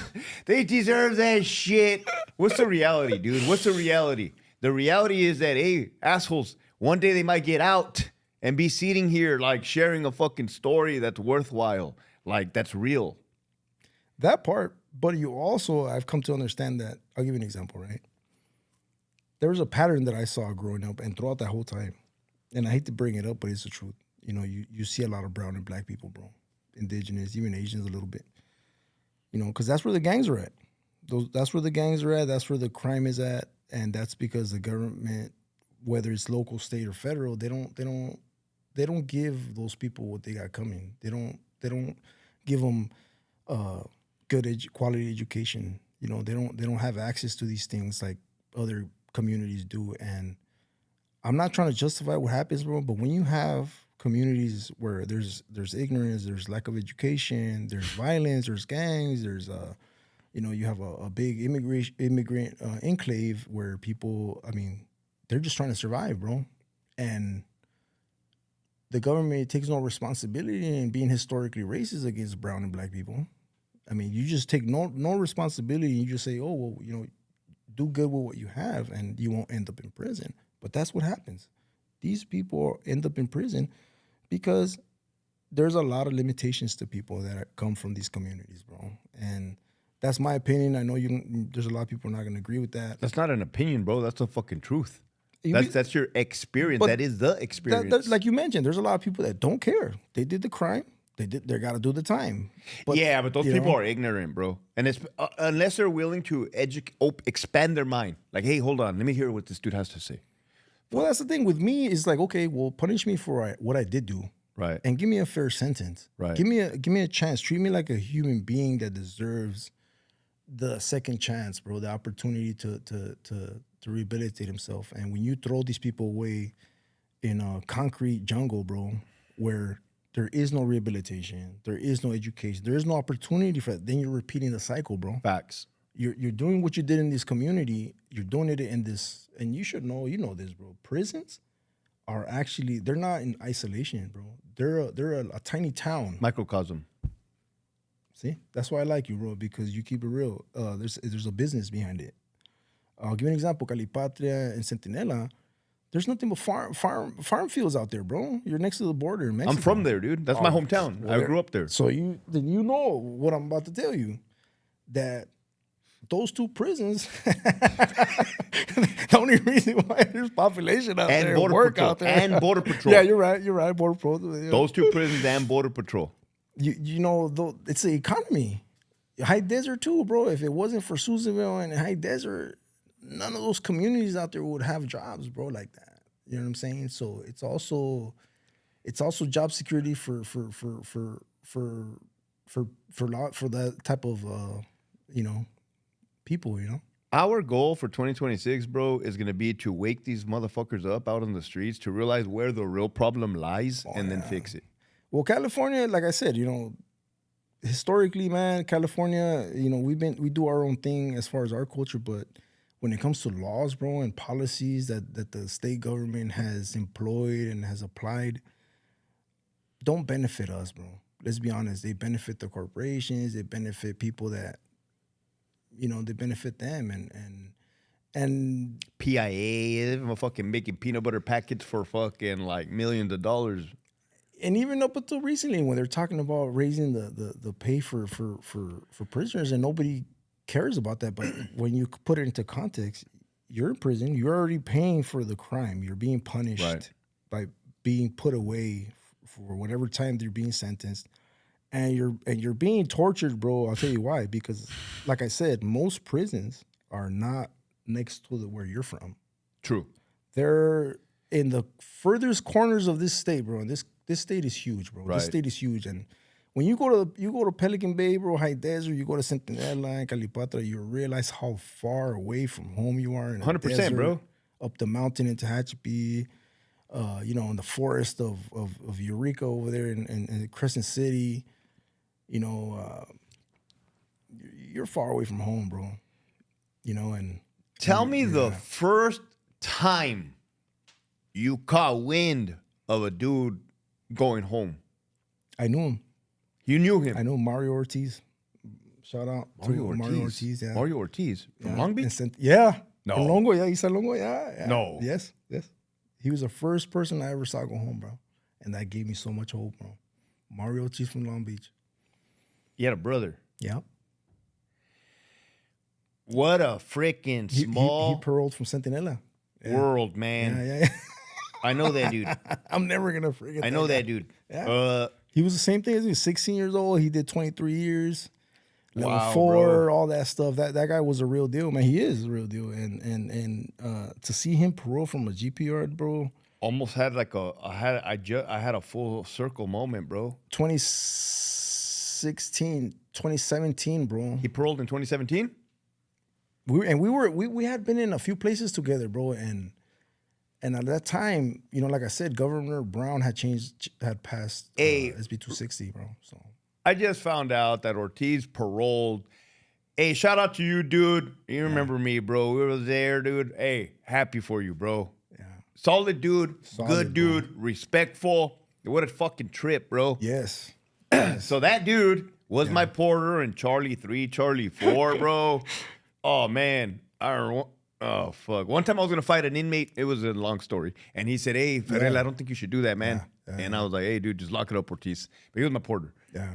When I got a promotion to Donovan in 2015, he said, all right, Ferrell, man, good luck in your career. I remember that, dude. I was like, hey, good luck. I remember told him, stay up, dude, stay up. I didn't know that dude paroled, bro. Bro, and once again, like I mentioned earlier, he wasn't someone that came in and turned Christian and, didn't do anything. The man had history, criminal history, had a violent history. He was from Long Beach. So it wasn't easy for What a you fucking parole small world. someone that was essentially, that was unheard of. It was unheard of for any lifer, let alone someone that was used to be involved in those things. So you knew him, but when did that law pass? That law passed. I was in Calipatria when Governor Brown signed it. It was 2013 was proposed, and they signed it in 2014. So 2014 happens, and you didn't see nobody get that action until then? Yeah, I didn't see that. All right. At But all. just so you know, it was happening. It was happening at in other places, lower right? level prisons different places. and different other places. Yeah, But from what you're seeing, you're not seeing it yet. I was stuck on a level 4, bro. I wouldn't. But when the law changed, did you get hope? Yeah, bro. Yes. Even without you seeing it, you got some hope. Yeah, because it was on paper. And what was that law? It was it was Senate Bill 260, and it later on it was coded Penal Code 3051.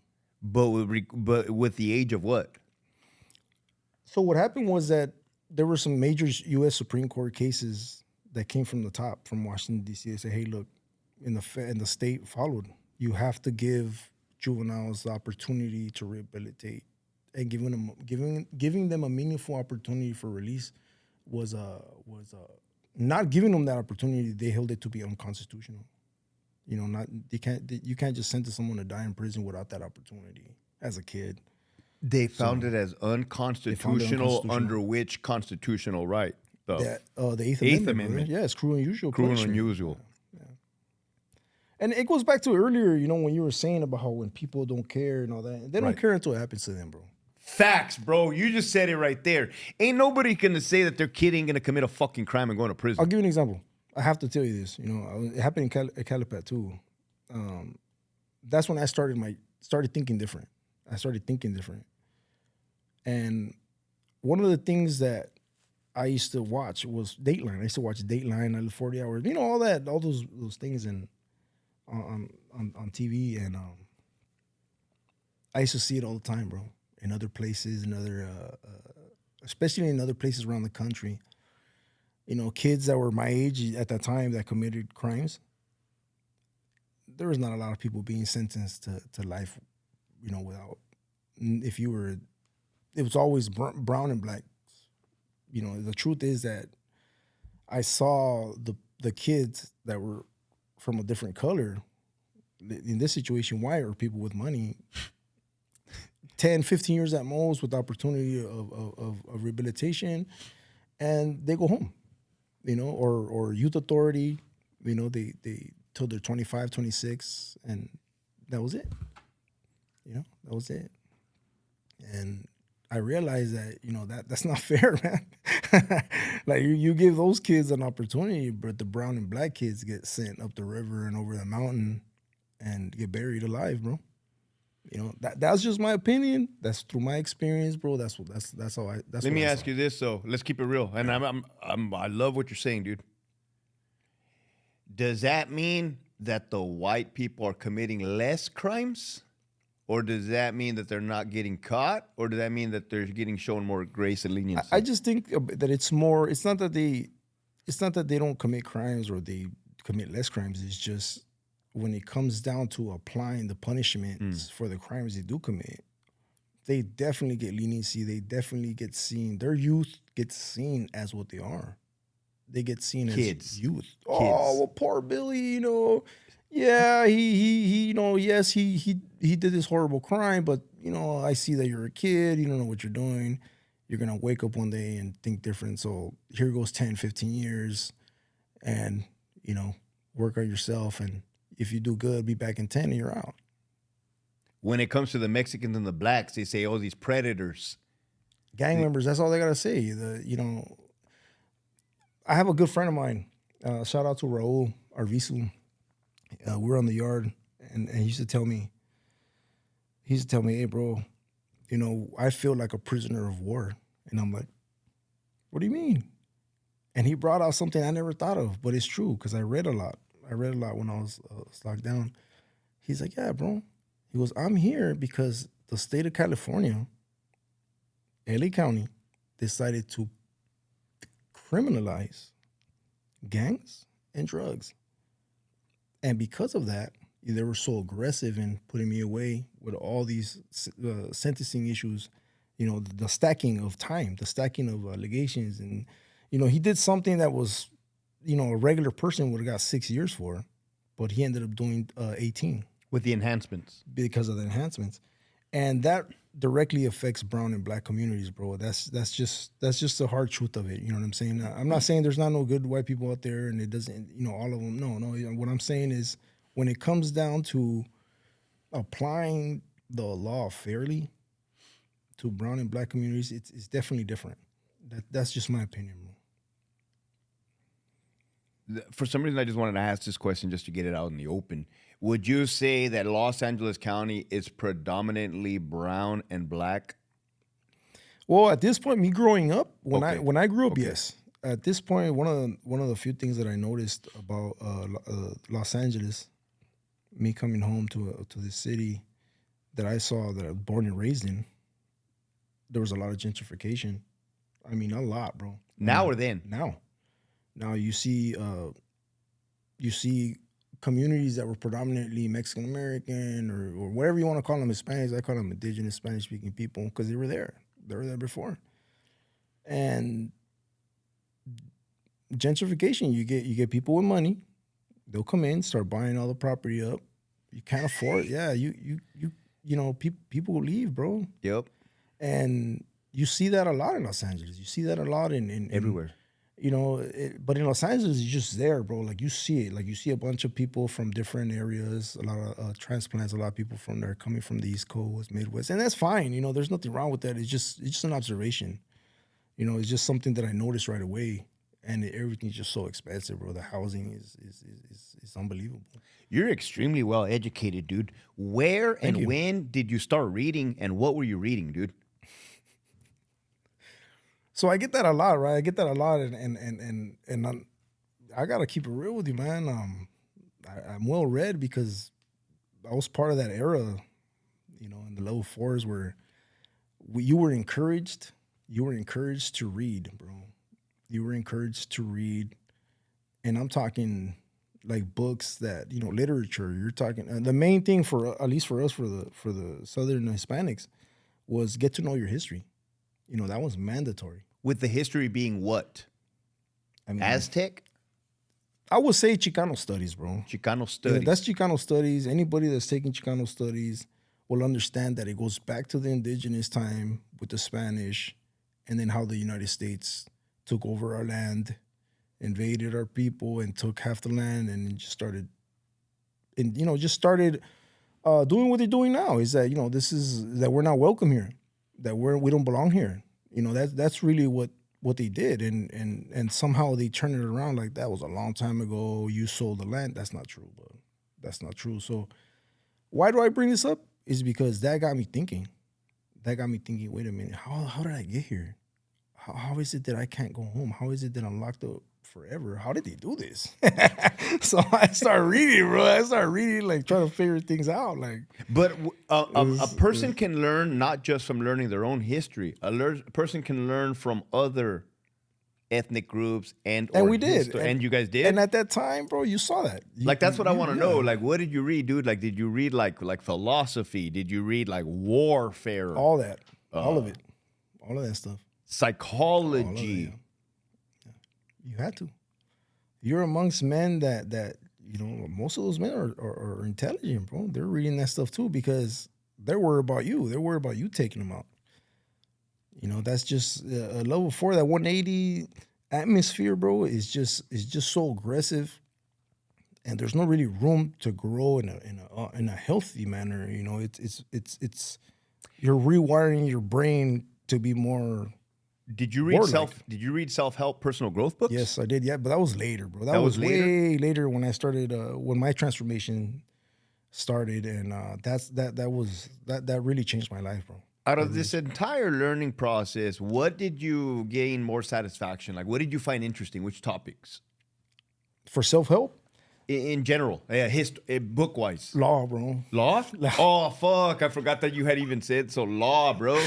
Yeah. But what did it start off for you, though? What was... Dude, because you're not going to see the forest for the trees initially, right? You're going to see some words. It's going to say modus operandis. You're going to be like, what the fuck is this? I was going to tell you, see all those terms you use right now? The forest for the trees, modus operandis. That's legal jargon, bro. They use that a lot in opinions. And the legal scholars use that. I learned that in prison, bro. I learned that. Well, I'll tell you how it started. It started off because I was one of those homies that I was, all due respect, bro, I hated the cops, bro. I get it. Oh my God, I hated the cops. And I remember they would come and just take our stuff, whatever it was. They'll take something from us. They won't give us something, you know what I mean? Whatever little bit that we had, they kept taking everything. They took the tobacco, they took the personal family packages, they took our clothes. They just little by little, they were, you couldn't have radios anymore. I was at that time in 2004-ish where you saw a lot of that, right? Where they were just taking all these things. And I knew how to read. And the first thing I read was the Title 15. And then they went and then it moved down to the DOM. But as you're reading the Title 15, are you like, wait a minute, man, these motherfuckers ain't supposed to be doing this? This fucking says that this is supposed to be like this. That's exactly what happened. I started realizing, like, wait a minute. These guys ain't running this like the way it says right here. let me go ahead and let me get a 602 real quick here. And the funny part about it is that we didn't do that like that. The Southern Hispanics, bro. It was usually, I don't want to. I get it. I get what you're saying. But with me, the homies were like, you know what? Go ahead, try it, see how it works. And nobody thought that I would be successful at it. I wouldn't have any type of victories against the because COs. the cards are stacked against you guys. That's the reality of it, man. We don't, as a green, we don't want to let you guys win or take a W, bro. Oh, but I won, bro. I had success against you guys. 100%, because it's not the smartest fucking department, bro. And if you get somebody dead to rights, then you got them dead to rights, bro. So what? I got a few funny stories. I don't know if you remember at that time they were implementing mandatory UAs. Yep. For your urine analysis. Yeah. And they would just come mess with you, man. They would use an excuse to mess with you or not give you yard or not give you something, or take something from you, your property, hold your property for 6 months, lose your property. What, if you pissed hot? Yeah, if you pissed off one of the officers, bro, there's always something. There's always consequences to that, bro. And it could be, hey, here's a UA, so they could take your visits, or they could take something. And it was always, they knew how to use the rules, the laws, the procedures against you. So I started realizing that, wait a minute, why can't we do that? So, to hold them accountable. And I started realizing, like, hey, man, you know what? It says right here this, and I asked permission, from our higher ups as far as the prison situation. Yeah. And they're like, go ahead, let's see. And I started getting a little win. I wouldn't win all the time, bro, but I started to have some success with that, and that opened my mind to stuff. You know what I mean? That opened my mind to saying, wait a minute, I'm good at it. People are telling me, like, they will come, the homies will come and be like, hey, bro, help me out with this, here, I'll look out for you. And, there was more incentives. It was fulfilling to help others against the system. That's the way I saw it. I'm fighting against Did you feel like guys. You were doing your part in fighting against the system? Yes. You were, dude. Yes, I was. And eventually, later on, when I became a lifer, like, down the line, even when I was still in my dysfunction, people come to me and ask me for help. For 602s, there was always something going on. The officers was losing their property, taking it, for whatever reason. Maybe they didn't like the way you talked to them or whatever, for whatever reason. I learned the Title 15, I learned the DOM and so that's how you started, dude. You started with local policy, local procedure. So that's easy for you because you're in there, So if you read or something, it's like, okay, yeah, I know what state blues are. I know what a cup. I know this. but wait a minute, why isn't it adding up? Yeah, and Now, what about Yeah.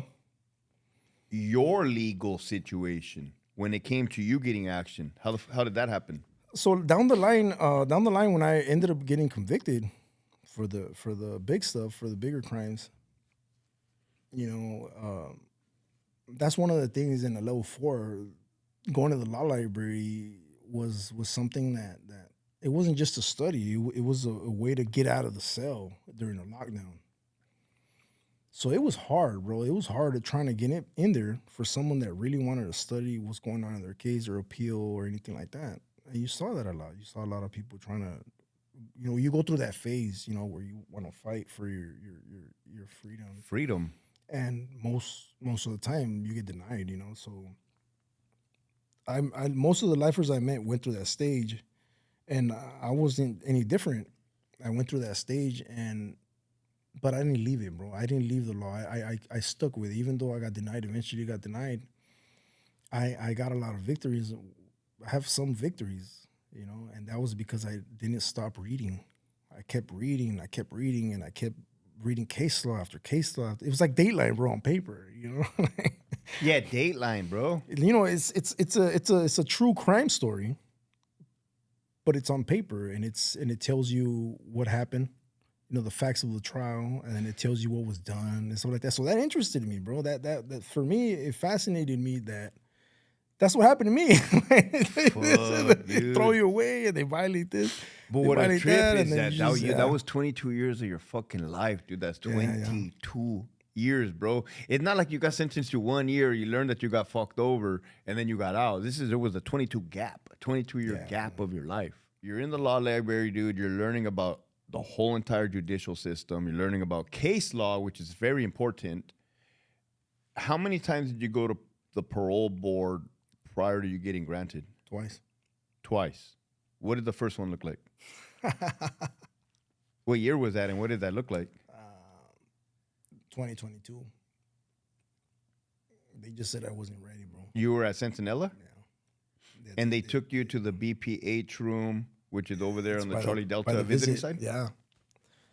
I went, bro, and, a part of me had hope, that they would see things for what they were, that I had changed my life, and that, that there was a transformation going on, and I was seeing a lot of people go home, like Mario Ortiz and like many other. I had a selling, shout out to Beto. Shout out to a bunch of friends that did 30, 40 years, before being let go from prison, yards like that. But in this case, in my situation, they said that there was not enough time, positive programming, that the bad outweighed it. So that's pretty, in a nutshell, that's pretty much what they told me. That they didn't trust me yet, where I was at, who was around. Correct, where you were at. You know what I'm saying, right? There's a lot. There's more to it. And I totally understand what you're saying, bro. There's more to that. So they're saying, hey, because you're still here, hanging on, we want to see more positivity from you. Yeah. Now, what did they give you? A 3-year? Yeah, they gave me a 3-year denial, and they said, hey, come back. And I didn't want to hear that, bro. I was devastated. I was like, man, these people are just playing games. They're playing games with people's lives. And it was very heartbreaking because you saw other people going home at this point. I'm starting to see, and I was working hard. I was working working on myself. I was facilitating classes. I was helping other people with their legal work.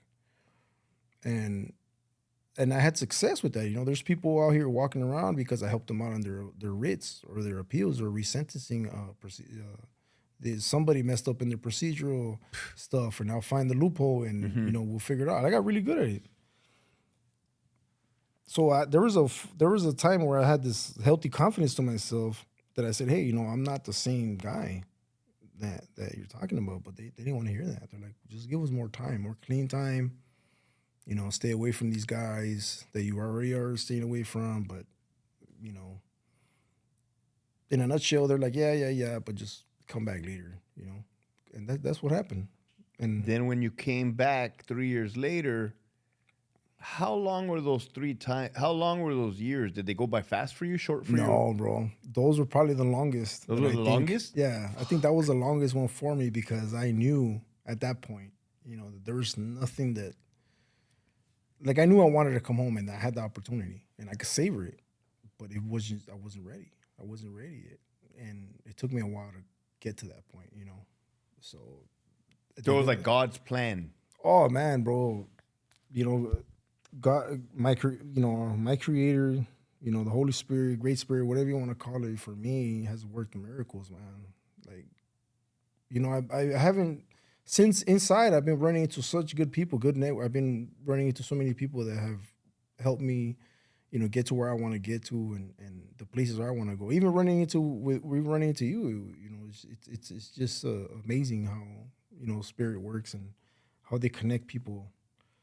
And I've been blessed, bro. I've been blessed to run into good people, to be amongst good people.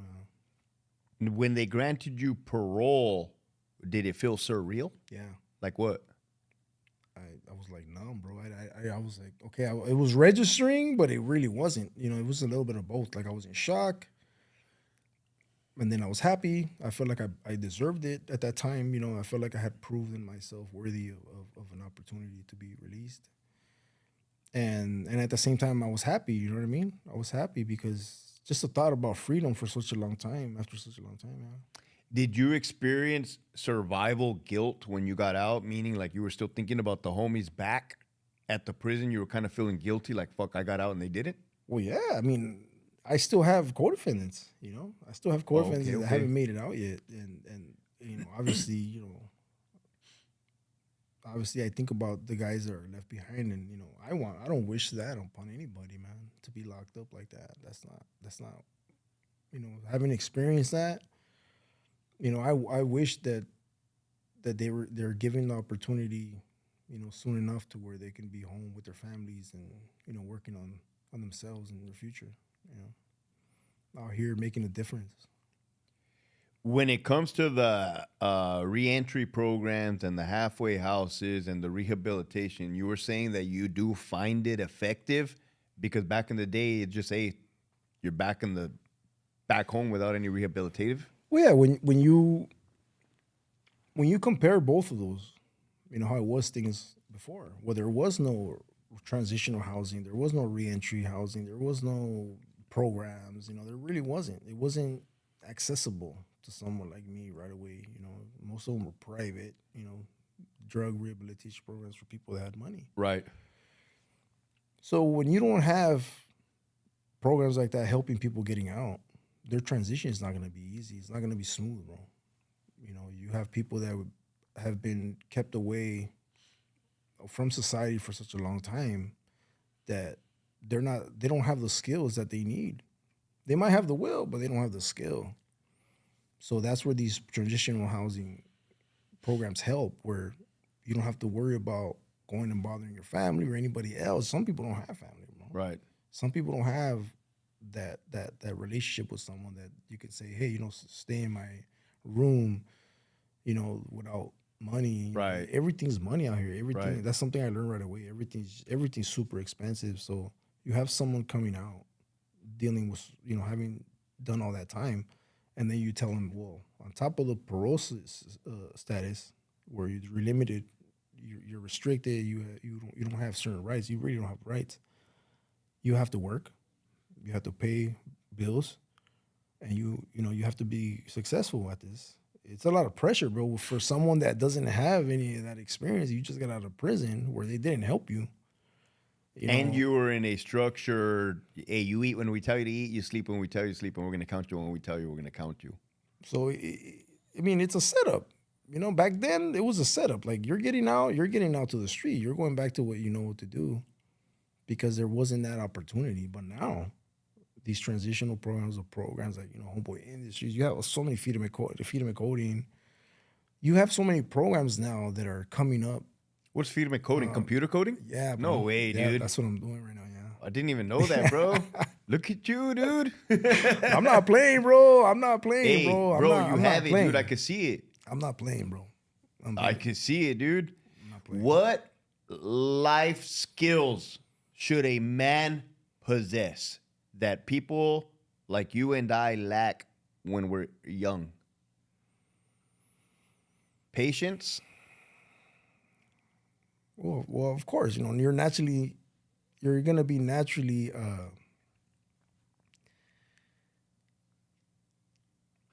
How do I explain this? You know, most men that I know, you know, didn't have, you know, the structure, you know, the family, the parents, you know, to give the proper guidance. I would say the patience.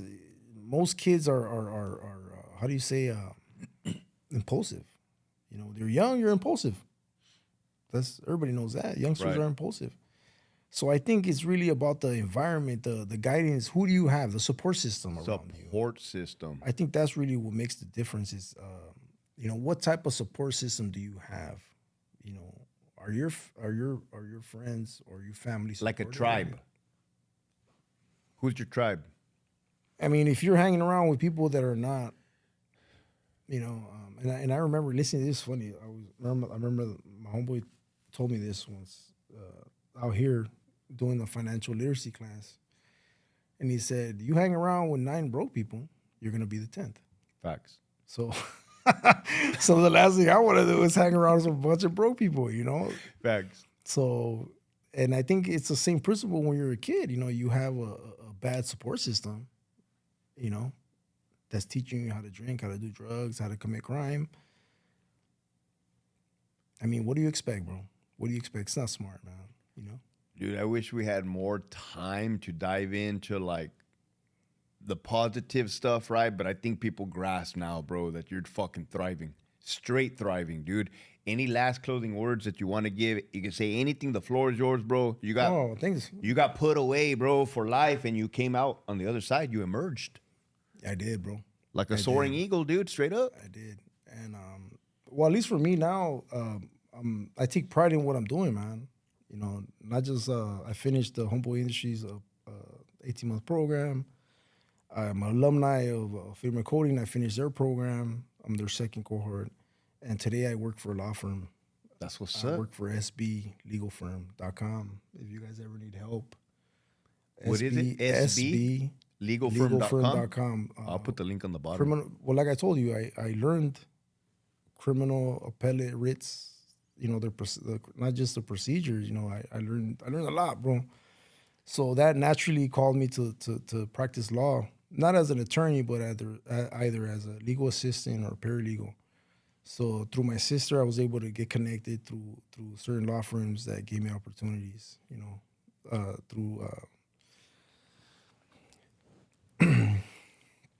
and that's what I'm doing. You know, I specialize in criminal law. I help out, but I'm also getting into bankruptcy. You know, that's something that the firm practices a lot, the criminal and the civil. So I'm amazed. I'm amazed on how bankruptcy is able to help people, and Really? especially in our community, bro. I mean, Donald Trump and his businesses shouldn't be the only ones filing bankruptcy. He filed bankruptcy 6 times, bro. He did? Oh, I didn't even know that. They filed it 6 times for a reason. You know, I don't like the dude, but Right. he's smart in the sense that he used the law. He said it. He goes, "I use the laws that are there."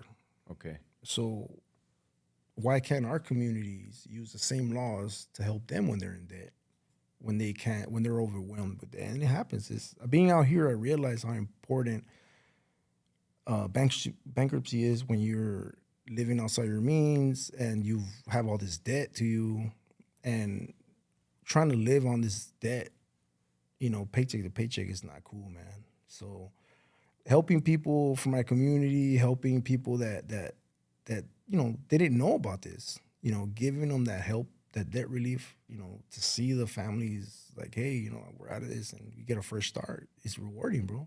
Damn, bro, we're definitely gonna have to network, dude. We're gonna have to network down the line, bro. I didn't even expect this. But hey, once again, dude, thank you for coming, bro. The fucking kick-ass story, dude. No, well, thank you for inviting me. I appreciate it, man. Anything I could do, my amends, my service, I'm here, brother. Likewise, bro. Yeah. There you guys have it, folks. Different person, same message, experience, strength, and hope, man. Giving you the insight into survivor stories is what it is. If you like what you saw, make sure you hit that like button. Love you. Keep pushing forward. Unhinged mind, Hector's legend engraved. Living life raw, never been tamed. From the hood to the pen, truth and tales pen. Hector Bravo unhinged, story never ends.